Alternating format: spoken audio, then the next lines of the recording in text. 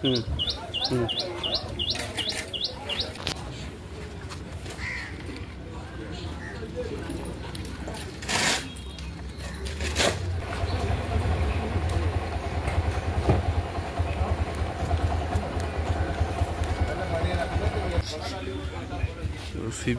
মানে কেন্দ্র বাহিনী অলরেডি পুরো ব্যাংক ঘিরে ধরে আছে।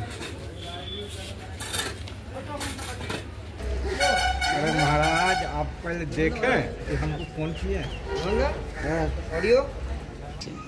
আমি এখানে সন্দেশখালী ফেরিঘাট নিয়ে অভিযোগ জানাতে এসেছি। তাদের কাছে কি ব্যাপার? আমি সিবিআইয়ের কাছে অভিযোগ জমা দিলাম লিখিতভাবে।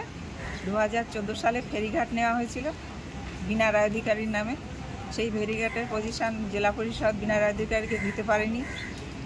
বিডিও অফিস, থানা সব জায়গায় জানানোর পরেও তারা কোনো অ্যাকশন নেয়নি। এখনও যাবৎ কে ঘাট চালাচ্ছে তাও আমি জানি না। আমার এই 10 বছর ধরে মানি সেখানে পড়ে আছে 10 লাখ টাকা। সেই আমি অর্থটা যাতে ফেরত পাই তার জন্য আবেদন করতে এসেছি। যদি অর্থ না পাই ঘাট পজিশন যেন পাই তার জন্য আবেদন দিতে এসেছি সিবিআই দপ্তরে। আপনি মালিক ঘাটে? আমি নিজেই মালিক।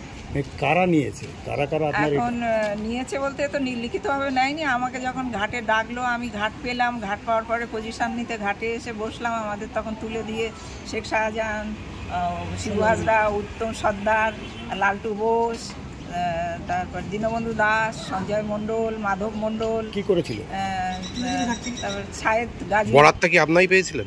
এরা আমাকে ঘাট থেকে তুলে দিয়ে ওরাই ঘাট চালাতে শুরু করে। আপনারে কোনো টাকা দেয়নি? না, সেই যাবত আর এই যাবত কোনো পয়সা। না, আপনি কি টেন্ডারের মধ্যে অন্তর্ভুক্ত ছিলেন? হ্যাঁ হ্যাঁ, আমি ডাকে অকশনে গেছি। অকশনে পেয়েছিলেন? বারাসাত জেলা পরিষদ থেকে আমাকে অকশনে ডাকা হয়েছিল।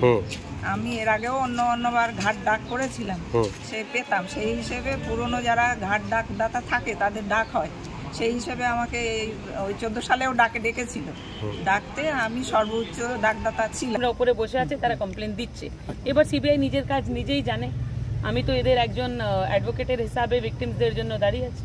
এনারা কি কমপ্লেন আজকে করবেন? হ্যাঁ, একদম সবাই কমপ্লেন করবে। আর তার উপরে যাদের এগেনস্টে ইনভেস্টিগেশনের তথ্য পাওয়া যাবে তাদের এগেনস্টে অ্যাকশন নিবে সিবিআই। যদি অ্যারেস্ট করতে হয় অ্যারেস্ট করবে।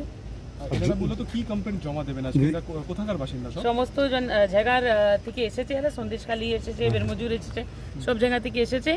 আর এদের অ্যালিগেশনস যদি প্রুভ হয়ে যায়, আমি আবার বলছি, ওই বাকরে কি মা কব তক খের মানায়গি। এই যারা এত হুঁশিয়ার হয়ে ঘুরছিল, সব ভিকটিমদেরকে ধরে ধরে জোর করে বলছো যে ভিডিও বানাও যে কিছুই হয়নি, এবার কিন্তু সিবিআই এর হাত তাদের গলার অবধি পৌঁছে যাবে।